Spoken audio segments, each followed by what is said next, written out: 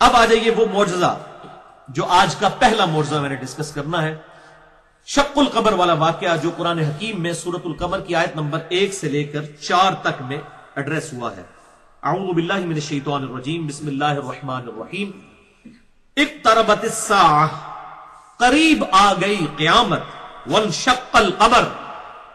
اور 2 ٹکڑے ہو گیا چاند۔ یہ قیامت کی نشانیوں میں سے ایک نشانی ہے آپ صلی اللہ علیہ وسلم کے مبارک زمانے میں چاند کا 2 ٹکڑے ہو جانا، کیونکہ آپ صلی اللہ علیہ وسلم بھی قیامت کی ایک نشانی ہے، کیونکہ آپ کے بعد تو آپ کوئی پیغمبر نہیں آنا، آپ قیامت ہی آنی ہے۔ اسی لیے صحیح مسلم میں حدیث ہے انٹرنیشنل نمبر کے مطابق 2005 نمبر، کہ آپ صلی اللہ علیہ وسلم جب بھی کوئی تقریر فرمایا کرتے تھے، چاہے جمعے کا خطبہ ہو، عید کا خطبہ ہو، تو آپ صلی اللہ علیہ وسلم اپنی یہ 2 انگلیاں جوڑ کر بلند فرمایا کرتے، شہادت کی انگلی اور درمیان والی انگلی، اور کہا کرتے کہ اللہ تعالیٰ نے مجھے اور قیامت کو اس طرح ساتھ بھیجا ہے جس طرح یہ 2 انگلیاں۔ تو آپ صلی اللہ علیہ وسلم بھی قیامت کی خبر ہے، اور یہ آپ صلی اللہ علیہ وسلم کے مبارک زمانے میں چاند کا 2 ٹکڑے ہونا یہ قیامت کی خبر ہے۔ تو اللہ تعالیٰ فرماتا ہے قریب آ گئی قیامت اور 2 ٹکڑے ہو گیا چاند۔ وَإِن يَرَوْا آيَةً يُعْرِضُوا وَيَقُولُوا سِحْرٌ مُسْتَمِرٌ، جب بھی یہ کافر کوئی نشانی دیکھتے ہیں تو یہ کہتے ہیں کہ یہ تو کھلا جادو ہے، اور وہ اس نشانی سے منہ بھی پھیر لیتے ہیں۔ وَكَذَّبُوا وَاتَّبَعُوا أَهْوَاءَكُمْ،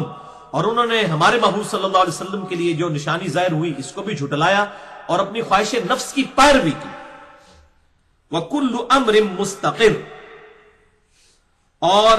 ہر کام کے لیے ایک انجام مقرر ہے، یعنی ہمارے پیغمبر کا انکار کرو گے تو اس کا انجام آنے والا ہے تمہارے لیے عذاب کی شکل میں۔ وَلَقَدْ جَاءَهُم مِّنَ الْأَنبَاءِ مَا فِيهِ مُزْدَجَرٌ،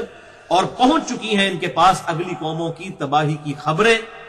جو کہ بڑی عبرت والی خبریں ہیں۔ تو ڈر جاؤ، ہمارے محبوب صلی اللہ علیہ وسلم کا انکار نہ کرو، ورنہ تم پر بھی وہ عذاب آئے گا، اور وہ الٹیمیٹلی عذاب جو ہے قتال کی شکل میں مسلمانوں کے ہاتھوں سے ان کافروں پر اللہ تعالیٰ نے توڑوایا۔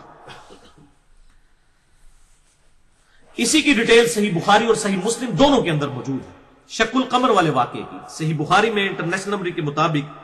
3636 اور 3868، اور صحیح مسلم میں 7071 سے لے کر 7079 تک کل 9 احادیث شق القمر والے واقعے پہ صحیح مسلم میں موجود ہیں، اور مشکات میں 5854 اور 5855،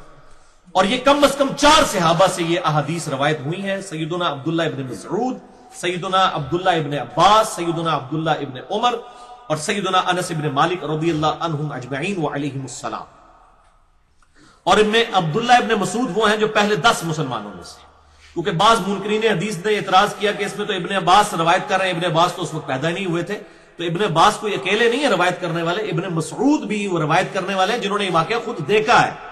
اور یہ بخاری اور مسلم کا میں حوالہ دے چکا، اس میں موجود ہے۔ ابن عباس کہتے ہیں کہ مشرکین عرب نے آپ صلی اللہ علیہ وسلم سے کہا کہ اپنی نبوت کی کوئی نشانی آپ کے لیے ظاہر کی جائے، تو اللہ تبارک و تعالیٰ نے، ہم منا میں موجود تھے،